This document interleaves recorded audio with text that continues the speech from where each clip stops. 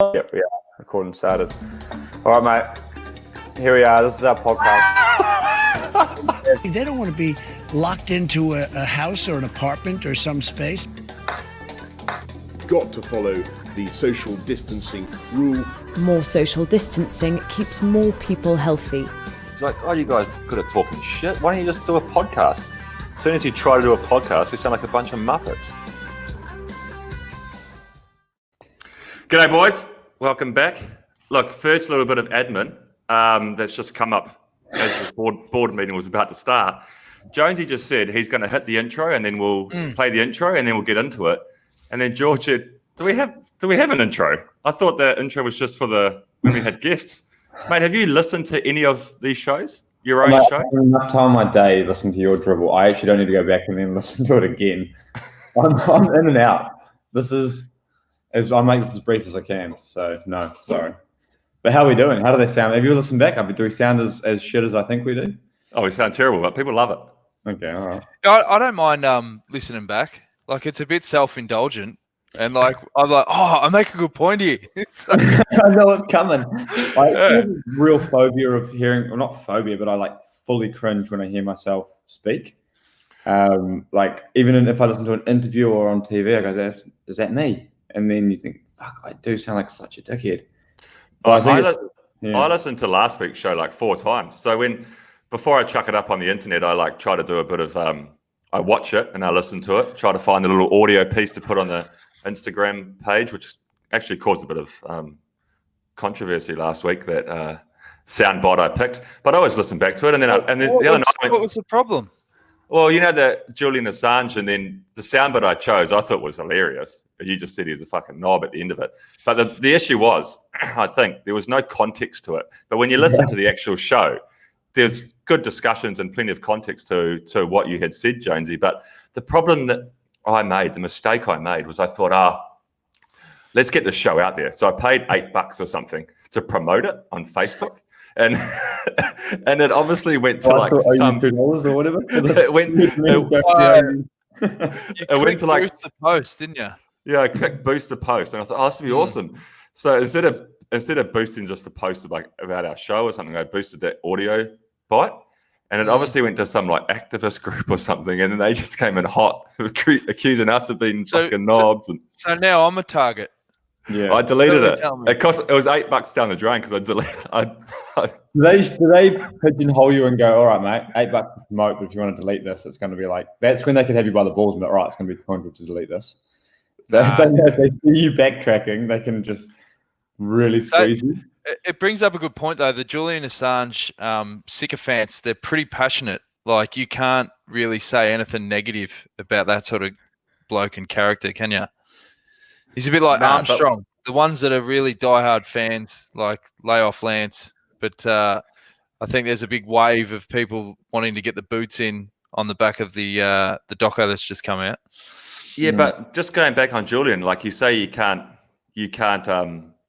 call him a knob, or you can't call him a bellend. And we were, I think we were 2 legends and 1 bellend from our panel. But when I put it to the fans, when I put the poll out on social media, mate, Julian Assange was 75% bellend, 25% legend. Yeah. Yeah, see? He was more of a bellend than Kanye. Kanye was 71% bellend. I'm concerned about who's watching this podcast. I think we need to target a different. It's a perfect audience. It's a perfect audience. That's interesting, though, isn't it? They must. Yeah. It must be full on. Like, nah, you've gone too far, Julian. You know, government secrets. Draw the line, buddy. Yeah, I think it's a dangerous trick though when Bewl just takes an outrageous statement in the middle of a podcast, like, and just promotes that clip. It's it's one of his influencer tricks that he, one of the things he learned as being an influencer is about gaining traction. Being an influencer is about getting bites, and we got plenty. That's a real cycling media move as well. You'll be doing a sentence and you mention somewhere in there like, your teammate's going well, and then it'd be like one of those things that then sees that like your teammates sees them as a rival or something. It's like one of those. It's good media, good journalism. Hey, we've got a jam-packed show, Bewls. A lot of content. We've got a lot of content today. We've gone just to we're only going to focus on one legend or bell-in today because we're not going to have enough time with all the content we've got. A big theme's going to be media and coverage. And there was a really funny incident that happened in Australia with the Prime Minister yesterday. I just want to play this little clip for you boys. 10,000 Australians. Can everyone get off the grass, please? Sure. Let's just move back from there. Sorry. Hey guys, I've just reseated that. Please, off the thing. Sorry, man. All good? That's all good. Thanks. So it's the projects that count. Make sure you get off that bloke's lawn. Yeah, so what happened is he was holding a press conference and he's trod on this bloke's lawn who's just irate and told the Prime Minister and his posse to get off. But that's just classic Aussie coverage right there. But how's Scott ScoMo just ragging on him at the end? Like, he just wanted him off his lawn. Yeah, exactly. He's whipping him out amongst the boys. It's just like, and there's nothing more frustrating than when you're trying to reseed a patch, and I noticed that his lawn was on a slant, which makes it even harder. And it's bad enough trying to deal with the crows and the birds eating all your lawn, but you know, when people just blatantly disrespect it, and ScoMo's not, you know, popular at the best of times, I don't blame him. I think chapeau. And exactly, and it's his lawn. It wasn't a great looking lawn, but it had some length to it, and it's due a mow. And like you say, on a slant like that, it's not easy to mow a lawn. So the last thing you want to do is have it flattened by ScoMo. And I think this leads to a wider topic. Do you find that this whole COVID pandemic, we're really reaching the peak now of people's fuse? Like people will just flip at the drop of a hat. I know that things that just didn't piss me off in the past, like just get me shirty now, because you're into sort of 12 weeks of lockdown or restrictions or whatever. Are you finding that over in Europe, things are just sort of shitting you that never used to, or have you gone the other way? I'm feeling more euphoric than I was because things were shitting me in a big way when I was stuck inside for 2 weeks, and then suddenly I'm allowed outside. I was stuck inside for 8 weeks, and then I'm allowed outside. And now I'm like, for the first 3 weeks at least, everything was sweet. You know, I could deal with everything because I was allowed outside. As long as I could ride, I could like see some guys, see the boys, play a bit of, you know, we're playing a bit of cricket and stuff again now. Like everything just seems so good to how it was that I've gone the other way. But I think, and like it's so far from normal. But like what George says, it's true because it's so far from normal, but it's actually almost normal for us because we can train, which is a big part of our day. We can hang out, we can social gather at somebody's house or at a bar or a restaurant with up to 15 people. I don't have more than 15 friends, so that's not an issue. And we can play cricket with up to 15 people. And so in a sense, we're so far from normality, but for people like us, it's actually pretty normal. Actually, now that I think about it, it's more, I think, the people that have got kids. Because the kids with the lockdown, I think that's what's mentally cooking a lot of these blokes. Like all my mates that have got young kids, I'll ring them up and it's the same routine. The first 5 minutes is this bravado that sounds like you've got your shit together. How you going, mate? Yeah, good, mate. Yeah, nah, killing it. And then that all falls down, and then it turns into this D&M 25-minute men's shed. Like, no, mate, I gotta be honest with you, mate. I'm fucking struggling, eh? And then it turns into this. Hey, you'll be right, mate. You just gotta hang in there, eh? Like, you know, there's gotta be silver lining. Is she? Oh, she's pretty. Yeah. Oh, don't get me started. Like, yeah, I fucking cracked it the other day about this. And I've done that 3 times this week for 3 different blokes. It's all started the same. Like the first 2 minutes, yeah, mate, yeah. But I think a lot of it, is kid stress, because it'd be even worse if you're doing the homeschooling. But it's getting to the point now where they just require so much attention, and the routines, like there's only so many times you can go through the Disney Plus catalog.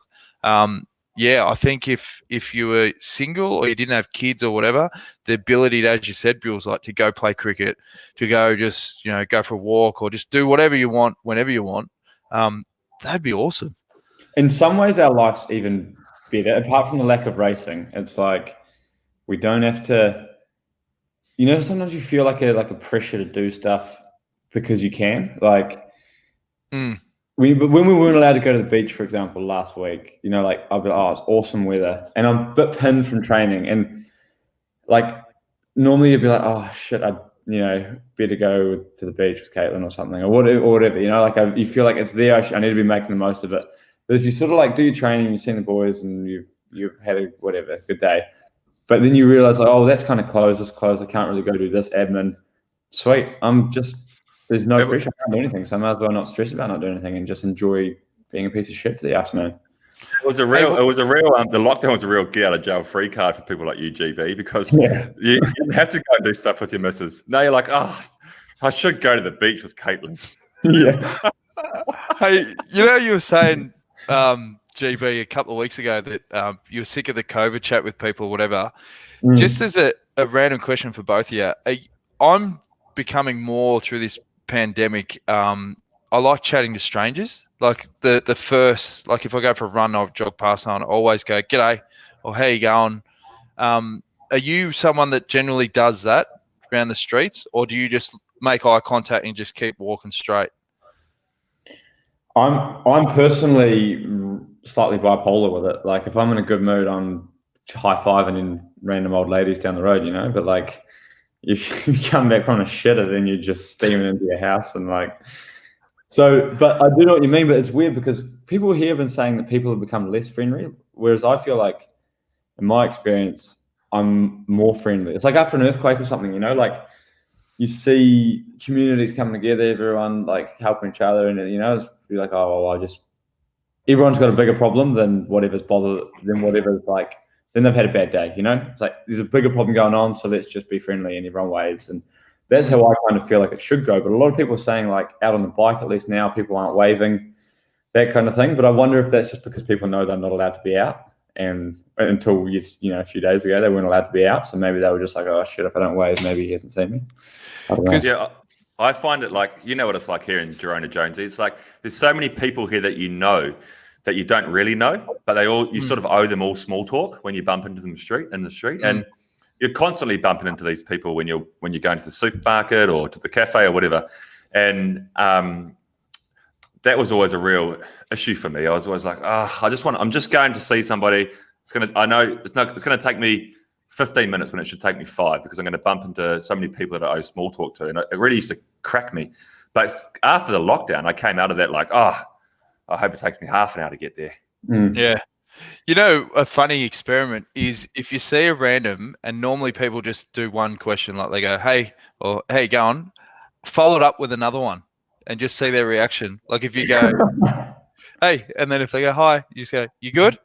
Or if you go, "You well?" like it throws them because no one's ever expecting the follow up to a random like double question. I've been doing that a bit lately too, and then some people react even better because it shows that you're taking more of an interest. Have you ever gone with something real left field as your follow-up question? Like, hey, mate, hey. I had a guy, it started because a guy 2 weeks ago that I've never met, but I'd seen him walk past, I don't know, a week earlier. He literally followed it up with the second, "Hey, mate," and I go, "Yeah, hey," and he goes, "Are you good?" And I go, "Yeah, I'm good." And then he stopped and just started like, "How you going with the whole COVID stuff?" And I'm sort of like, are we really doing this? Like, a good one for me, a good follow-up for me if I see a girl on the street. "Hey, how you doing?" "Yeah, good." "You single?" That's why you put a restraining order. That's why you're not allowed within 15 meters of the Rambler. Yeah. 1.5 meters won't be a problem with Bewls, I don't think. Hey, obviously, there's been a bit of a shitstorm going on in America at the moment. It's obviously pretty tense. And from getting back to the media perspective, I couldn't help but like whenever things like this happen, you know, I'll try and watch as much CNN and Fox as I can. And one thing that was evident is how polished a lot of these presenters are. Like I watched one bit of coverage where CNN were crossing to live reporters, and there was a guy on the scene, and literally he was out the front of a store that was being like, there was looters that were going in the front, and the guy in the studio literally could sense that the situation was dangerous and said to him, "Hey mate, I'm gonna have to cut you off. You're in a really dangerous spot. Get out of there. Like tell your crews to shut down and just get out of there, go somewhere safe, and we'll talk to you in half an hour.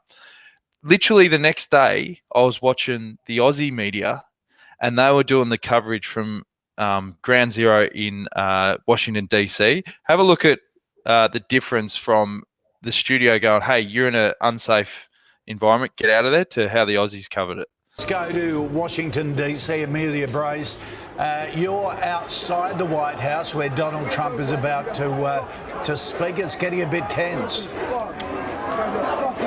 Yeah, absolutely, guys. We've just had to run about a block as police moved in. We've been fired at with rubber bullets. My cameraman has been hit. We've also seen tear gas being used. Here we go. They're moving through again. This is exactly what it looks like. Exactly what it looks like. We're just staying safely. Media. Oh. Whoa. Oh. Amelia, can you hear us? Amelia, are you okay? Or your cameraman? Hello, Amelia. The police just charged at Amelia and our 7 News cameraman there, and looks like a policeman just punched our cameraman. Which is interesting because they're not discriminating between protesters and the media here. Amelia, can you hear us yet? Amelia, are you there? You heard us. Are you okay? Yes, I am. I am. You heard us yelling there that we were media, but they don't care. They are being indiscriminate at the moment. So Get out of there. this is what I can't understand. So you saw that they were literally on the front line of the riot police. Like, they had the batons, they had the screens and whatever. Surely they don't need to be that close to cover the story.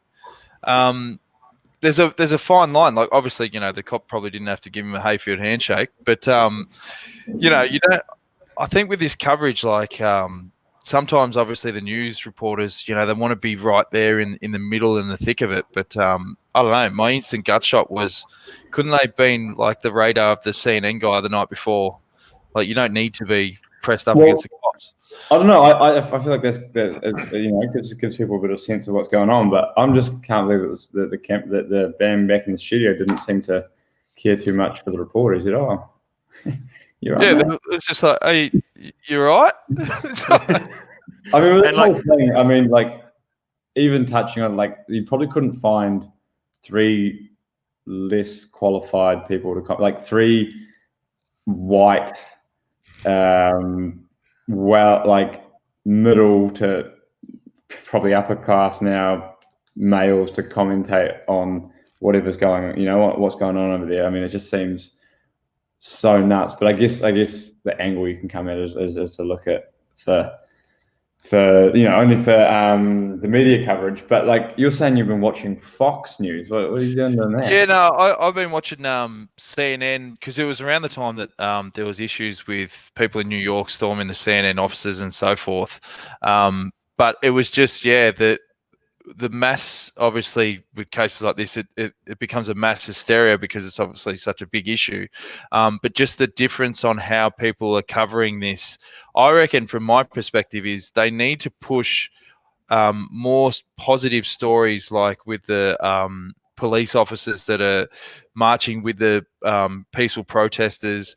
Because the other issue as well is there's obviously people that are opportunistic and looting and creating all the violence because there's so much anger. And getting back to what we were talking about earlier, I think with the whole COVID thing, people are frustrated. Like, people have got to the point where it doesn't take much to tip people over the edge. And the other thing you really worry about as well is the whole social distancing thing. You're talking about epicenters of the COVID outbreak, like in New York, and you're getting these mass groups together. Like, geez, there might be a second wave, coming as a result of all these people getting together and protesting on the streets and so forth. But at the same time, it's got to the point where, it's just obviously sickening, like what happened with George Floyd and the video footage and so forth. But like it's one of those things where, there's never a right time for the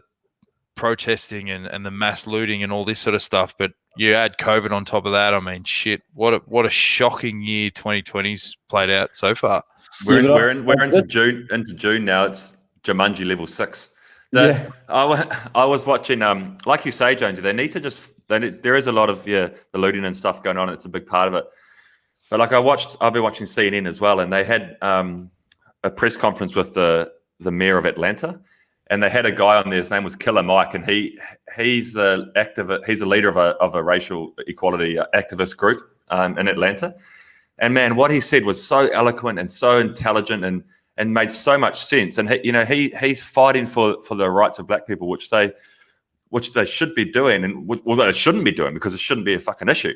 And he was saying, look, because the voting started in America now for all however it all works, their senates and all the way up to the presidential election in November. And he's saying the way we need to protest and we need to fight for this is to go out and vote. Vote, educate yourself, vote for the right person that's going to implement change, and that's how we can win. That's how they need to do it, and that's what the media outlets should focus on things, on stories like that, and spreading that word out there to people. But like, we can't pretend to, like, I think we're so under, like, way out of our bloody range for talking about it, but we can't even pretend to know what it's like to. So like, who knows what you would do? I mean, this isn't like, we talk about like 2020 being crazy. Yeah, this isn't the problem of 2020. This could be like, this is actually probably like the first step to maybe like resolving a problem that started in 1700s. I mean, this is what the race riots and demonstrations. I mean, shit, the riots is the added drama, but I think it's awesome to see that so many people are coming out and it might actually be like the catalyst for change. Like, but and then for us to sit, for anyone who's not there to sit and condemn like people that are, we shouldn't be looting and shouldn't be this and that. I mean, it's easy to say, yeah, it's not the right thing to do or whatever, but like, how pissed would you be if you were that, if you were there, if you were that minority, or that if you were that group that was getting discriminated against? I mean, like, who knows what I do? I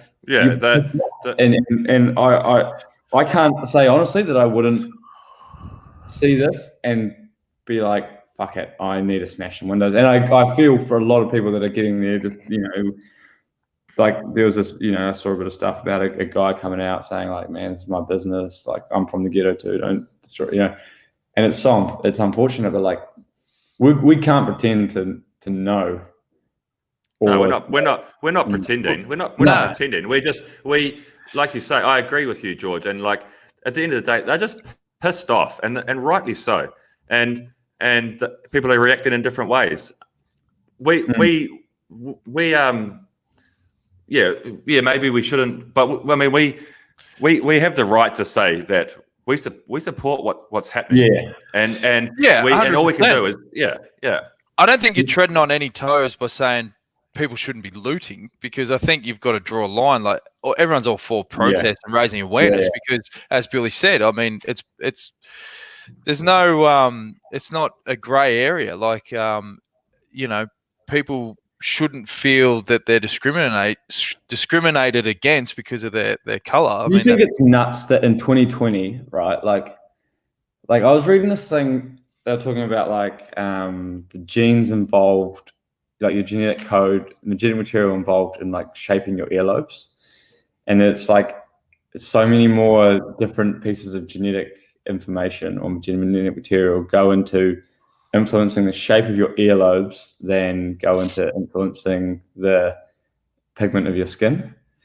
And it's like, there's such a tiny like amount of genetic code that says, right, this is going to be the pigmentation of your skin. And then that it is, and like if you look at like what we've achieved, the same day we're launching privateers into space, there's still like this like primitive like, oh, that color, this, like it just seems so outrageous that's where we still are. Like we're such an advanced like species in one regard, and then in one regard we're just dumb monkeys.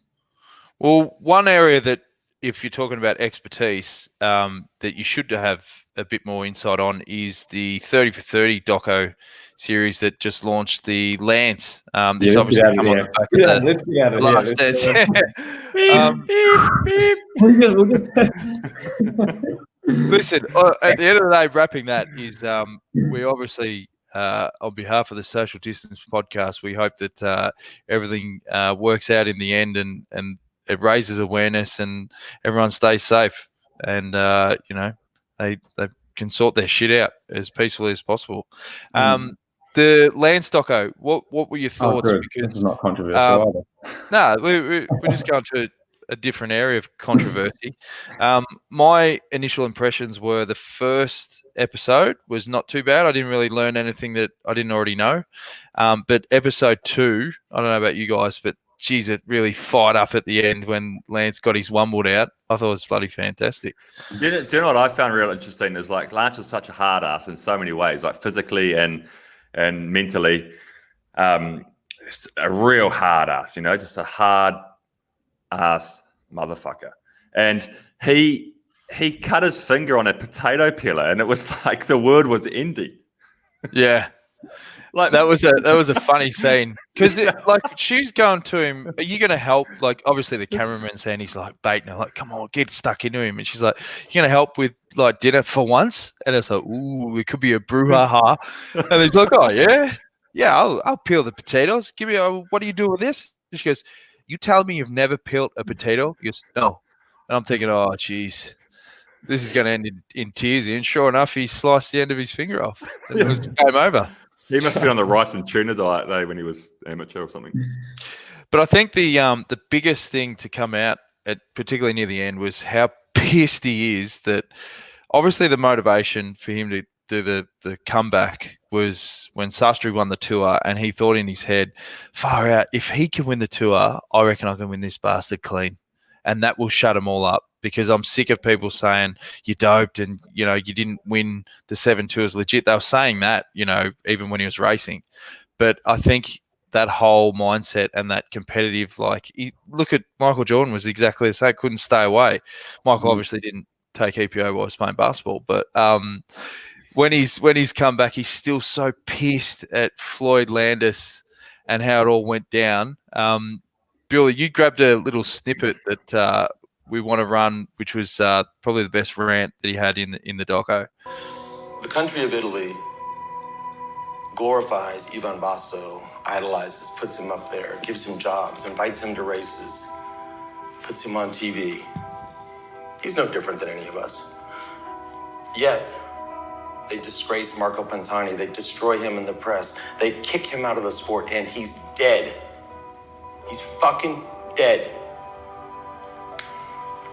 The country of Germany idolizes Eric Zabel, Ralph Aldag, gives them jobs, puts them on TV, invites them to races, puts them on the podium.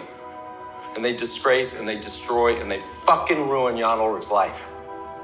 Why?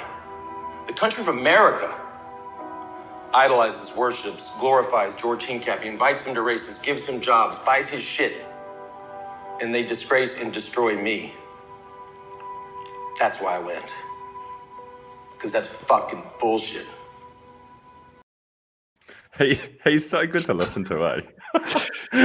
I think there's a big difference, Lance, between you and George. Like that's what I was going to say. Like George didn't sue people that came out and told the truth. Those people were I think, Ulrich was the same as Zabel, and that Basso was the same as Pantani and stuff. But Lance was the same as all of those people in only one way, was the doping. He wasn't the same as those people in any other way. No way.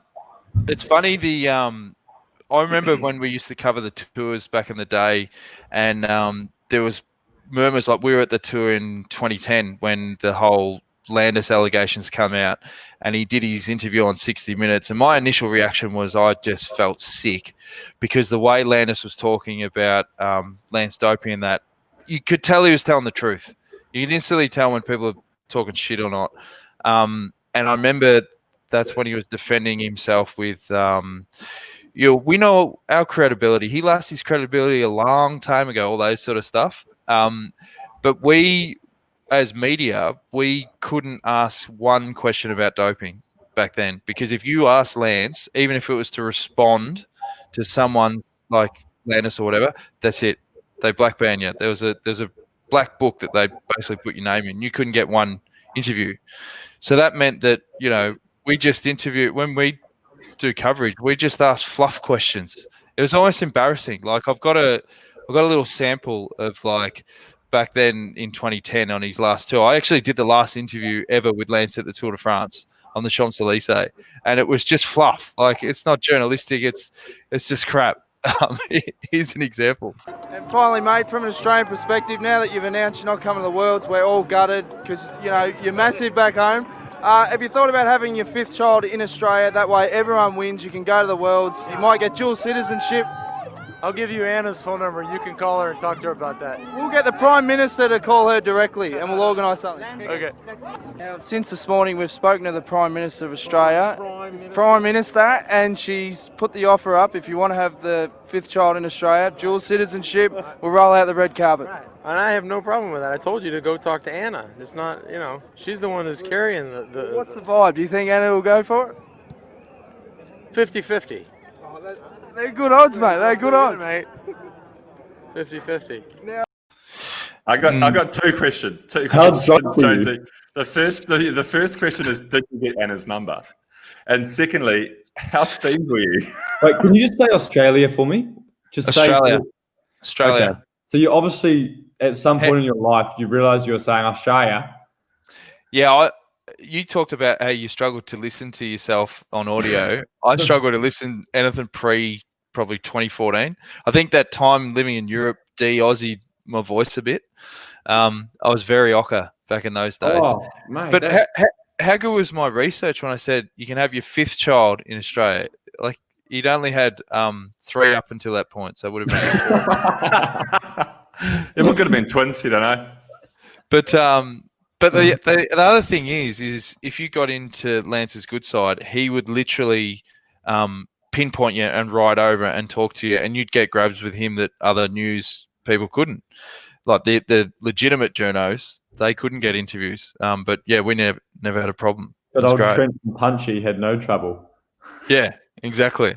But yeah, I think that the difference as well with the Lance doco and the Last Dance was Jordan's production company obviously controlled the narrative, whereas Lance didn't have as much control on this. He was just this interview subject.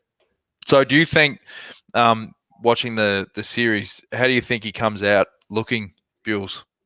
I don't know, because everybody's going to have their own opinion again on Lance, like they always did, because I was thinking, like, when you see how like upset and pissed off a lot of the American public were when he admitted to doping, like he said in the documentary, it took a number of years until that started to be vented, but ultimately, like he was disgraced, like he said in the documentary. And I was a young guy when he was winning the tour, and I looked up. He was like my hero, you know, like he was my era when I was 15 years old watching Tour de France. Like, Lance is the man, Lance is the man. And then when he admitted to doping, I was upset as well. But like as I got older and became more heavily involved in the sport, I sort of understood more about that era of cycling, which was completely different to the current era. And then so when he admitted, I was like, I'm not really surprised now, you know. But the general public of America, they were genuinely like, what the fuck, man? Like, we thought you were the exception to the rule. You've done all this amazing stuff for cancer and all that stuff. So I think after watching that 30 for 30, some people might think, okay, yeah, he's redeemed himself in some sense with apologizing to people, and he's got his story across in some ways, but he still portrayed that he's a better guy now than what he was in the early 2000s or the 90s or whatever.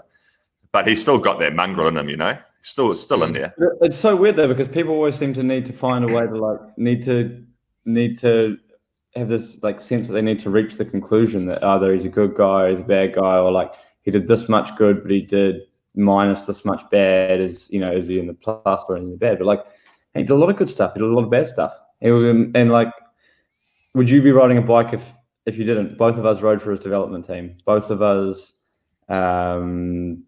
probably started road cycling because of him. Like, I just don't feel like there's a need for the public to take each thing on its merits or on its faults. Like, it doesn't need to be like, There's no equation for good versus bad or whatever. There were some bloody good things. You look at, he's changed the face of cancer treatment, of how many people did this, started riding a bike because of him. When they found out he was doping, then went, oh, well, he was doping, so I'll put my bike in the shed and get fat again or whatever, like there's still a lot of positives. Well, you've only got to look at how much money the Tour de France has made from him bursting on the scene. So they went, in terms of TV coverage, like the price went through the roof. And how many crowds, like internationals, would make the trek over to France just on the side of the road. I was there in 2005 to cover, at the time, his 7th win, and it was unbelievable the amount of Americans that were on the side of the road that year. And then the next year, there was hardly any. I was having this discussion with somebody the other day in the team about a completely different subject, and I said, you know what, like, yeah, it was a subject about our riders' unions and how we can improve them or how we can make them better or whatever. And it's quite a tiresome subject, and for people who are passionate about wanting to create a better union for our cycling, for our bike riders or whatever, it's frustrating. But I said to him, I was like, you know what, I don't really care about what happened. Yeah, you could be bitter at those guys because they put our sport in a bad light or whatever. But actually, like, it's in the past.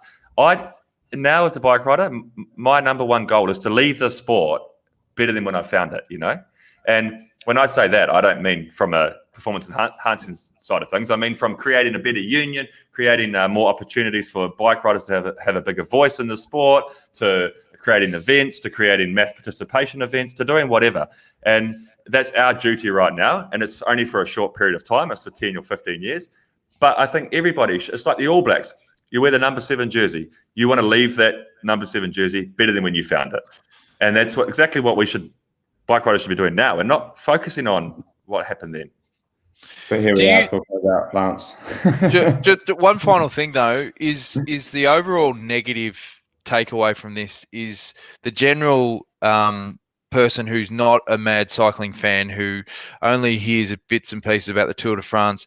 They can't mentally separate eras. Like, they see this doco that just come out, and then they meet you at a function at the end of the year, like a Kiwi bloke, and it's like, you're all like Lance, ain't ya?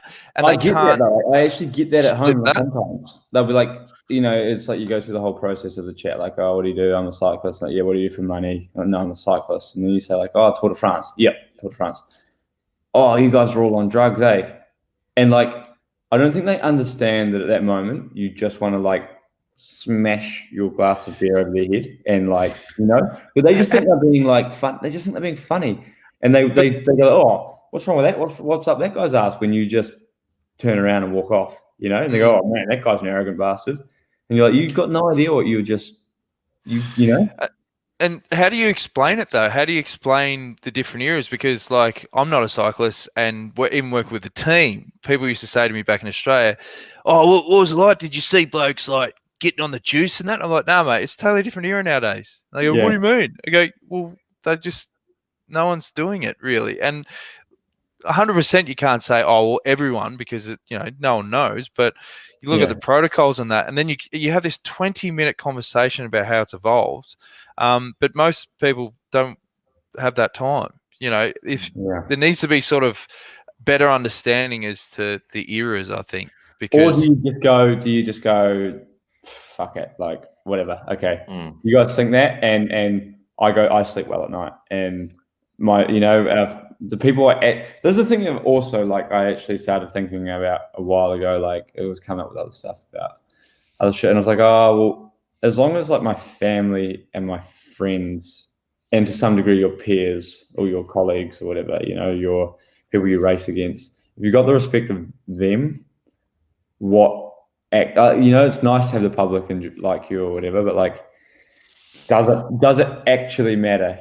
And if there's a couple of bogans and NZ that think that you're on drugs, and you go, they're just so uneducated, and you go, oh, well, you're never going to be able to stop that. Yeah. Haters going to hate. Haters going to hate. That's it. Yeah. I just wanted one last thing just to finish off on that doco was, Betsy on Andre or whatever. She was like the big antagonist or whatever you want to call her for the last like 10 years about all this shit. You know, she had so many stones to throw at Lance. Like then they got her on the documentary. She had a chance to like dish her dirt or her truth or whatever you want to call it. And the best she could come up with was Lance was an arsehole because they went to a restaurant in Italy and he got pissed off that the service was slow. Mate, I do that all the time. Yeah, I was thinking the same thing. I was thinking that's not a big yarn. Like, no, I was like, whoa, fuck, he's a badass. I found myself really liking a lot of those people, you know, like really liking like Hamilton. I already really liked Van der Velde already as a guy. Yeah, he's a ripper. Nice guy. But I found myself like hearing Lander speak and I think it was just because I'm just so bloody horny to get back into a bike race that you see all these bike races going on and like, you know, all this that world again, and you're kind of like, this. Like I was telling girls the other night, I was playing the game because I was watching it with Caitlin, and like a voice would come on, and the voice would start before the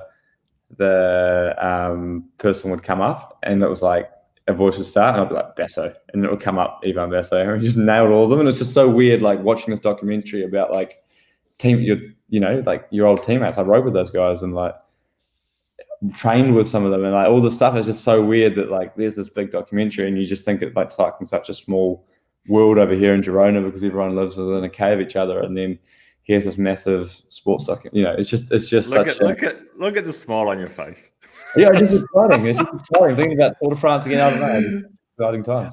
Hey, what's the latest with all of that? Because in round 5, they reckon they're going to have limited crowds coming back to NRL games. Oh, did you see the Warriors about an hour ago? They win or lose? Mate, we got pantsed. Oh, who did you play, Storm? One good week in the May. No, I've kept the faith, but like, they just like that. Sorry, 18-0 or 26-0 or something. Let's talk about some other shit because this is going to be a long potty otherwise. Yeah. All right. Yeah. Like I said last week, I got nowhere to be, so it doesn't matter. We're going to let's go away from controversial people for a second and so we'll save the Legend for Ballin for last, eh? We'll do the Legend of Ballin for last. And it's going to be a ripper. I'm looking forward to this one. But we've been asked week after week after week by a number of the listeners. One in particular, can't remember his name, but anyway, mate, we've finally listened to you for once, and we're going to name our dream Tour of Southland team. And we set some ground rules, George and I. So they're quite simple ground rules. We have to have 7 riders in a team. You cannot have I can't have George, and George can't have me, but you have to be in your own team. So that takes it to 6 riders. Then you have to have 2 internationals. So that's 3 riders, and those 2 internationals have to have ridden Tour of Southland at some point in their careers. And then you can have the rest as Kiwis. And the parcours are the original Tour of Southland route, time trial to Riverton, Crown Range, and Bluff. And then the traditional Tiano. Black Mount to Tiano, that's traditional. Oh, right? Yeah, that's in there every year, though. Should I leave the stream for 5 minutes? Oh, you want to go for a piss or something? Yeah, I'll grab a Diet Coke or something. All right, go for it. Okay, so George, do you want me to? I'll kick off, eh? Or you want to kick off? No, I'll kick off. So I feel like we have like double ups, but there's bound to be double ups. But what we'll do is I'll name my 7, and you name your 7, and then between those 2, we'll quickly create a team that. Is your team angled at performance, like who would do the most damage, or is it more an iconic? Because I've gone for more of a quintessential Tour of Southland team. Who iconic. Just who you think of Tour of Southland, you think of these guys. Okay, I've gone pretty much performance based. Okay, so that's a good mix. So should I kick off? I'll kick off. Okay. In my 7, and you can have a couple of notable admissions as well if you like. So I've got myself because that's one of the rules. Then I've got Rowley, the king of the modern era of Southland. I've gone Jesse Sargent because he's just a fucking hitter. He's up for he'll probably win the TT. He's handy in the crosswinds. Yeah, the problem with Jesse Sargent in there is that he might get fired from his team with one stage to go and leave you a man down for the final run into Winton. No, because he'll be in our team and he'll do the right thing. And so we can't have too much discussion about this. Let me name it. So I got me, Rolly, Jesse, Goose Daddy. Then I've gone for obviously the all-time great from Tour of Southland, Chucky Fowler, Brian Fowler, eight victories to his name. 7 victories. Then I've gone for a sprinter, just for those sprint stages. And also he's bloody handy in the crosswinds. He's never going to miss a split. So I've gone with Greg Henderson.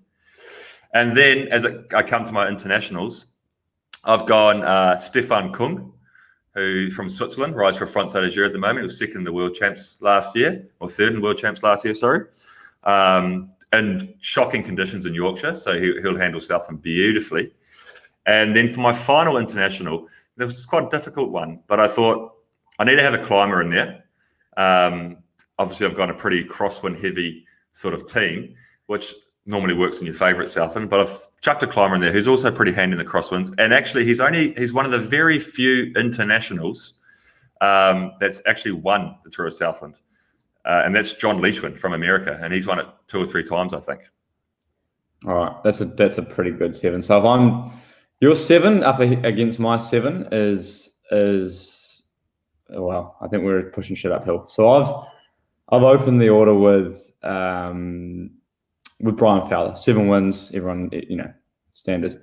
And again, from your list, the only 2 double ups we've got is I've then also got Hayden Ralston because he's been there every time. He's won every time I've ridden or gone close. Then number 3 for me is Gordon McCauley. Gordy, good to see him in there. Provides some entertainment at the dinner table as well. Exactly. He was born in Gore, which is the gay capital of New Zealand, I believe.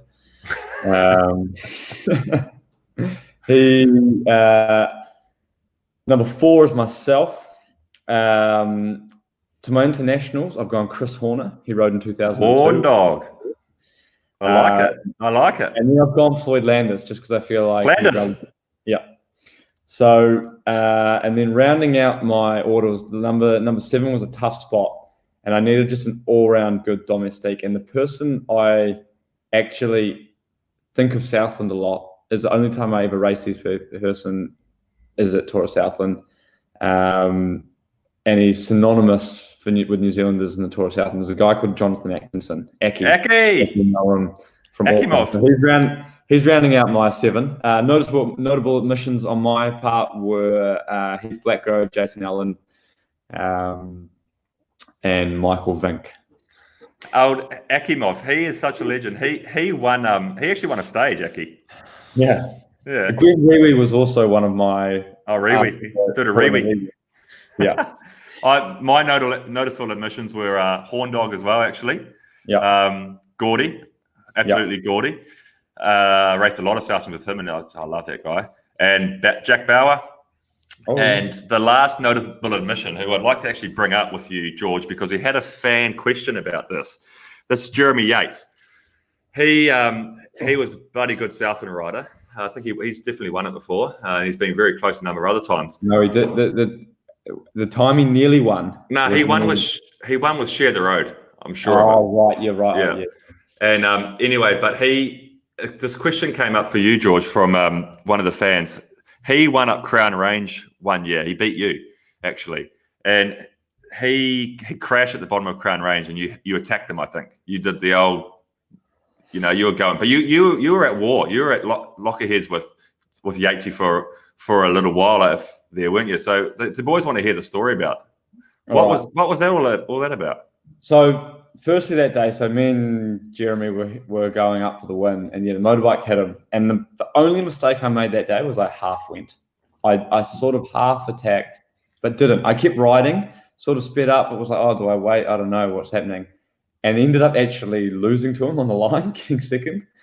And it had all started a long time before. The first time I ever met him actually was in this Tour of Vineyards that I was racing my town, and I just started road cycling. I was a mountain biker. We went straight out of town up this hill, and at the top was 6 guys left, and I was like, he was probably 26 or 27 or something, and I was 17 or 16 or something. I don't know the age, but he was in his prime, and I was just starting. And all I'd known, I didn't know anything. I just can't believe the shit I used to do when I was young. And all I'd known was that this guy had been popped for doping in, a few years earlier or 3 years earlier. And I just had no respect for anybody or anything. And we had this, I was on the rivet and I wouldn't roll through with this 6-man group that had just ridden away. And he started screaming at me to roll. And we got to the feed zone and he went to get his bottle from the feeder on the side of the road, and I just rode up to his feeder and smacked the bottle out of her hand. And then I was looking back, I go, what was I doing? But then what followed was he then got me in a headlock. And started like pulling me off the bike as we were riding up to Lake Road 80. And I just couldn't get out of it. And I managed to like wriggle out of it and then just stayed clear of him for the rest of the day. And he won the stage. And I was like 6th or 7th or something. And then it started it. And then from then on, we just were at war. And so it escalated. And we had that run-in at Southland that time. And then the very next day, we were riding into Tiano. And it started pissing down with rain. He took his rain jacket off and it got caught in the spokes. And he went sort of ass over tit and crashed. And back then, I was running like a blog spot for like, I had like sponsors and stuff. And I was like, Vorb or something. Yeah. And I had a little story. WordPress. Just doing like a daily rundown of like races, and I just said, I just had to put in some shitty thing like, that's karma, mate, and in there, and then it just escalated from there, and we just locked horns for the next like 2 or 3 years. Mate, he was Jeremy Yates was he's a real quintessential New Zealand bike rider, because we're all a bit the same. We're all a bit tarnished from the same brush. Like I really like Jeremy, and but I didn't initially when I was younger because he had this like reputation. Him and his brother have been these like, his brother more so than Jeremy, being this badass. And I had a run-in with him, the Morrinsville Open, when I was about 15 years old, and just about scared me from riding a bike ever again in my life. But like, as you grow up, we all went through that same stuff. Like we all like just fiery, and we get through a Southland and we're just getting up people, and like didn't matter who they were, you're getting up. I remember getting up Rolly once on a blog when I was 15 years old, no fucking idea what I was doing, and then that kicked off a bit. Now we're like best mates, but like he's a real. I look back on Jeremy Yates with like quite a bit of fondness because I was like, I love that bit of mongrel in him. I love that bit of mongrel in him because we all have it, Did you make peace with him, George? Well, we talked in nationals a few years later, and I turned pro, and he was friendly enough, and it's something I laugh about. I don't look back and go, I'm fucking gonna put that guy in a headlock. I reckon what was I doing? I smacked. He went to get a feed from his feeder, and I rode up and smacked the bottle out of her hand and told him to. That is way worse than Armstrong complaining about a pizza being late. If you want to paint a dog act, that's up there. To put this in context, I was 16 or 17, and he must have been about 25 or 26. So imagine that you're a 26, 27-year-old and a school kid, like middle years of school, rides up and smack. Like I would hate to I jumped on a French guy in a feed zone once in an amateur race. You've had a headlock story. Tell me, talk us through. What happened there? It was more than a headlock. It was more than a headlock, mate. I was in the feed zone in this amateur race in France, like my first year in France, like 2006 or something. And I was riding through this feed zone, and we're in a line, and I just pushed the French guy. I just pushed him in forward so that I could squeeze him behind him so that I could get my feedback. And like as I pushed him, he must have thought I was pushing him aggressively. I probably was. And he unclipped his foot and kicked my handlebar. And then I managed to hold it up. And I was like, mate, you don't do that to a boy from Rotorua. And I just sprinted up to him and I just unclipped, took my hands off my handlebars and just jumped off my bike straight on top of him and just took him down. and then I picked him up and then I just punched him like 3 or 4 times in the face. He got up and he rode off, and then I went to get my bike, and the commissaire was standing there by my bike. He's like, nah, you're out, mate. He just gave me the cross.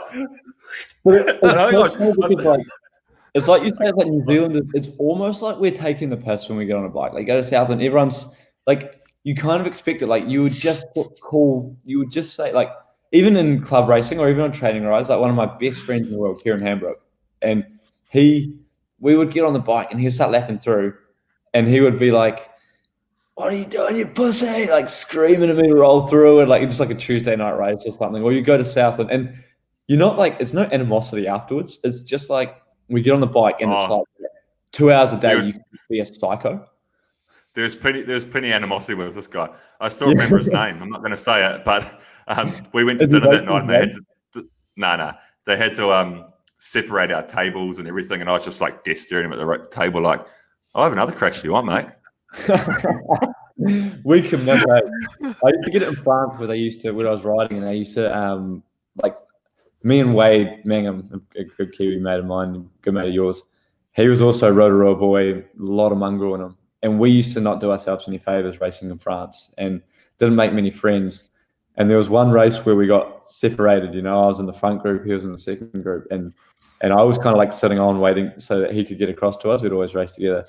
And the Frenchies in the front had already hated us from the weeks before. And they just saw this opportunity that I was just isolated. The small guy was isolated. And they just started like being psychos, like running off the road. And eventually a guy just pulled my helmet right over my eyes. I couldn't see. I rode straight into a drainage ditch. Wade caught me. We chased back, and then Wade climbed into him. Other random cycling news. I see Bewls, they're retesting the samples from the 2017 Tour de France. Looks like Mitchell and Scott are fine because they did fuck all. I think they did that, yeah, right. So you're pretty safely say she's all clear. Wait, didn't Simon ride GC that year? I don't fucking know. I think he was pretty right that year. Was he? Anyway, look, we're about you to killed cock the over joke, mate. Oh, sorry. What a wanker, What a wanker. You got to learn to. What you got to shut up. There going, what about that guy? And You got to sort that microphone out No, as well. I don't think the Yateses did any good that year. I think they were way off. Yeah. Should we get up pro cycling stats? Have a quick little look. Yeah. No, look, guys, we've just about to tick over an hour, and we need to do the Bewl. Tick off Legend of Bewl. This is a cracker. I'm looking forward to this one. We had for the first time, the listeners did reach out to us and send us a lot of suggestions. So we'll probably work our way through those over the next few weeks. But today we're going to focus on Warney, Shane Warne. So he's obviously had an illustrious career. He reinvented the leg spin. He was arguably the greatest bowler of all time, spin bowler of all time. He's had some bloody escapades off the field as well. He's engaged to Liz Hurley. He loves a bit of poker. He loves a ciggy. He's got a big Palmares. So, boys, to the panel, legend or bell end? Well, mate, how can you say he's a bell end? He's one of the greatest ever cricketers in the Wisden team of the all-time best team or whatever they call it. Just have a look at this delivery. This is my favourite Warney wicket when he clean bowled Strauss behind the legs.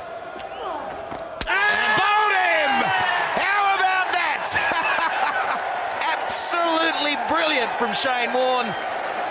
He's made a few batsmen look a bit foolish over the years, and there's no disgrace in Andrew Strauss looking a bit foolish, but he did here. The ball of the century.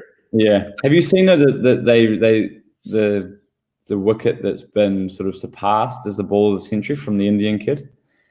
That hoops it wide, sends it back in and hits the middle of the leg stump. No, I haven't seen it. Mate, like Warney, he was an absolute legend of a cricketer. Like I think he had over 700 Test wickets, around 300 ODI wickets. So that's over 1,000 wickets. And there's undoubtedly, there's no doubt that he was. Although I will say quickly on that, me and Hippie named during the lockdown our world Test 11 from the past 30 or 40 years. And I actually didn't put Warney in as a spinner. I put Muralitha in, and a lot of controversy with that. Oh, the chucker. Yeah. Anyway, I got a good little story I found about. I had heard this story before actually, but I found it on the internet today, and it was when Michael Clark, who had just come in, and on the side note, he's a bell end. He just came into the team. And they were doing like a training camp, 3-day training camp somewhere, and they were going camping, I think. And the coach at the time said to them, like, "Hey, you can only have 6 items of clothing with you, you know." So you can have 3. I actually read it here. It said, okay, for the camp, the players were allowed to carry 2 T-shirts, a pair of pants, a pair of joggers, a cap, 3 pairs of socks, and 3 pairs of undies. Warne, however, was in no mood to budge, making it clear that he would not travel without his beloved smokes. An agreement was reached when the coach asked Warne to replace a piece of clothing with every cigarette he put in the pack. Warney flicked his 3 pairs of undies, flicked his 3 pairs of socks, and put 6 packs of darts in, and off he went. In the middle of the bush, sleeping bag only, no cover, no shelter, on the ground, and it was pitch black, Clark said. All you could see was this little orange light coming from someone's sleeping bag, and it was Warney just sucking back on his dart. Yeah, he got paid like 200,000 Aussie from Nicorette to give up the bungers, and there was this whole media press thing, and he was going, "Nah, that's it. He's butting the dart out. He's doing these ones." And someone took a photo of him like 3 weeks later, sucking on a gasper like out the back of some building, and it had to rip up his contract because he couldn't even give up the darts.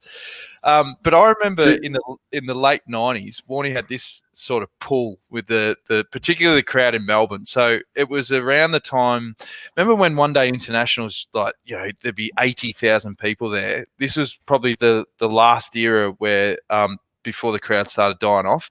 And this particular game, I remember Australia we're playing England, and we were going to get the runs, no worries. And all the crowd were getting restless. And this is before they started restricting booze. Like if you go to a night match now, you can only get mid-strengths. But back then, people used to drink heavies, and, you know, they'd sneak in bourbons, and, you know, it was just a free-for-all.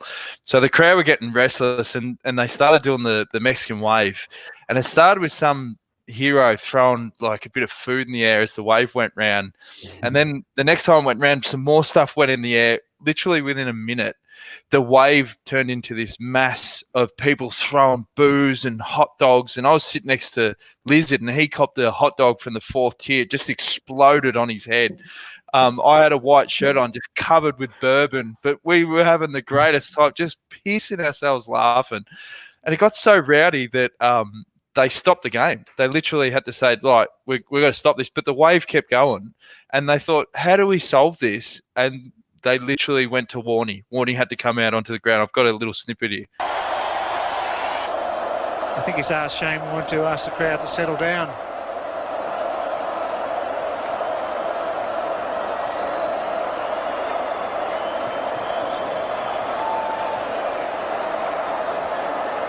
He's going to put the helmet on.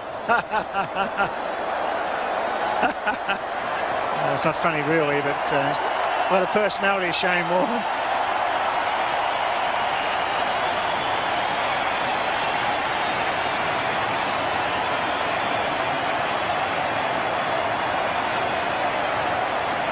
It's very sad. Mate, how good commentators, like, oh, he's gonna put the helmet on. It's not funny. It's not funny. It's actually not that funny. That was when they started banning the Mexican wave. And you literally, I got kicked out one time. I went to sit in Bay 13 a year later with all my mates from Sale. And I got to about 3 on the countdown. It always starts with one nuffy that goes 10, 9, 8. Yeah, I got to 3 and literally had 2 security like grab me by the scruff and throw me out.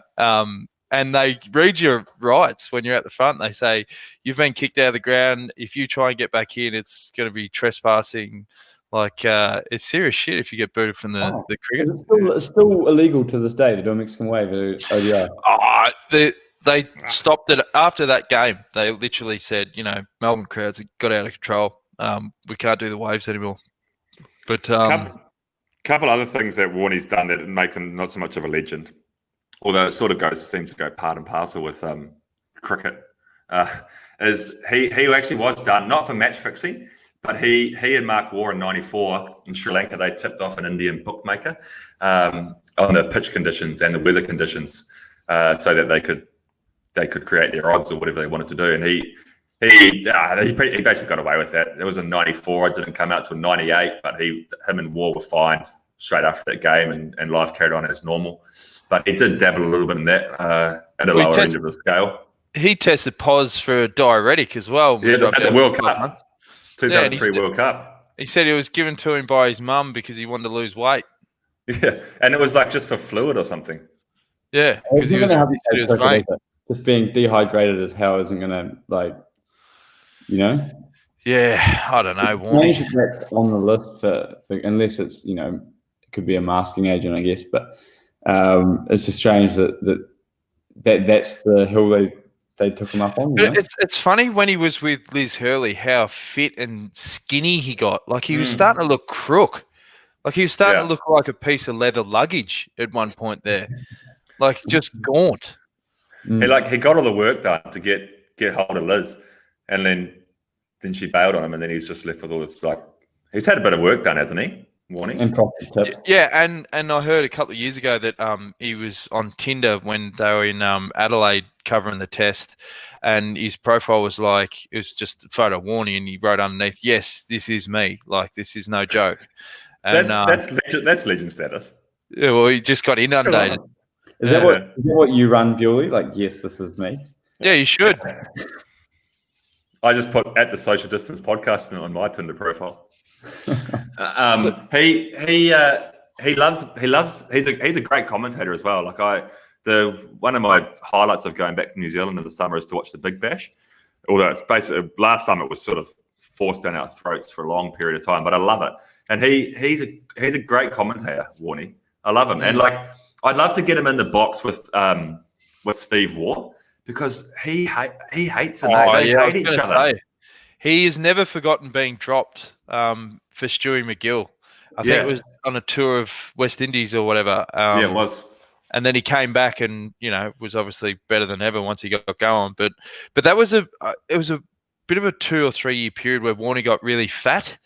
And I don't know if the fat fingers, he couldn't get as much tweak. And then his shoulder was bung and he had to let go of the flipper. And once he got himself into some better nick, he was much better.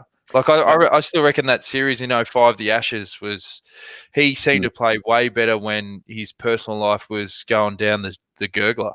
Whereas some sportsmen go the other way. I think that your sportsmen need demons. You need to it's like what the office for, build up a repertoire of demons, and then you then feel so shit about yourself that you just train really hard for a few months and sort your shit out. No. Yeah. Hey, that's one way of looking at it. Yeah. That's one way to justify what you do, George. Yeah. One way to justify it. Demons. All right. That works for you, mate. Yeah. Keep building up those demons. Because that Steve Waugh thing that came up because I read an article the other day about how Steve Waugh he's the culprit of the most runouts in world cricket. So he's been he's been involved in 102 runouts, and 73 of those were for his partner. And that's when the feud started again, because Warney came in and tweeted he was the most selfish cricket player I ever played with. And there was also the run-in Warney had with Steve Waugh when Tagger wanted to wear the baggy greens to Wimbledon to support Pat Rafter. And Warney's going, I'm not wearing my fucking baggy green to Wimbledon. That's stupid. I wear it on the ground and that's it. And Tugger ended up getting most of the team to wear the baggy green except for Warney. Yeah, and it's the same as when they won the World Cup in whatever year they won it, and everyone was in their playing kit and Warney was just in his tracksuit holding the trophy. Yeah. It's just a rebel. He's just a rebel. He's all right, let's vote then. He's a legend. He's a legend. He's an all-star legend, mate. Yeah. He's a legend. Someone wrote in the comments about Warney saying that was Warney the first one on the segment that was a legend that became a bellend. No, he's still a legend. No. Absolute in fact, legend. when you post this episode, tag Warney. I reckon he's the sort of bloke that doesn't mind listening to praise and people saying how much of a legend he is. When you pose it with a question mark, legend or bellend, that he's not going to sit through an hour 11 of drivel of us. Well, that Tour of Southland bit, I reckon that'd be enough for Warney to go, fuck this. Yeah. But also, we don't need to listen. We just need the numbers. We just need the starts, mate. Listen to 30 seconds. That's all we need. Yeah. Can you get Warney to retweet it? Yeah, that's our challenge. That's a challenge this week. Challenge this week. I reckon we start each week just setting like a little challenge of some big names to get behind the potty. Promoting to Julian Assange's supporters group. That was a good one last week. Yeah, I'll do that again. I'll promote this episode on AustralianCricket.com or something. I think you boys are due to do like your old school format outside the boardroom and do a hard-hitting interview. Yeah, let's do one next week. Maybe with some activists in America or something. Yeah. Get to the bottom line of what the hell's going on over there and put some opinions on it. We should do it next week. We'll get a guest on. George was on a podcast a couple of days ago with a good friend of ours, Win Masters, he's a downhill mountain biker, and he's a mad dog, man. He's got a shitload of followers on social media. He does pretty famous for his Wheelie Wednesday and all these other tricks he does on his bike, and he's a hard case. So he'd actually be a good guy to have a yarn to. We could also get some other bigger guests, I reckon. We'll see how we go. All right. All right, boys. I really need to take a piss. So. Thanks for that. Yeah. I'll leave you with that. Just to finish off on cricket quickly, do you know the nickname, Mark Waugh's nickname? Junior. No. Afghanistan. Afghanistan. The forgotten war. Right now, boys. Righto. See you, mate. See you.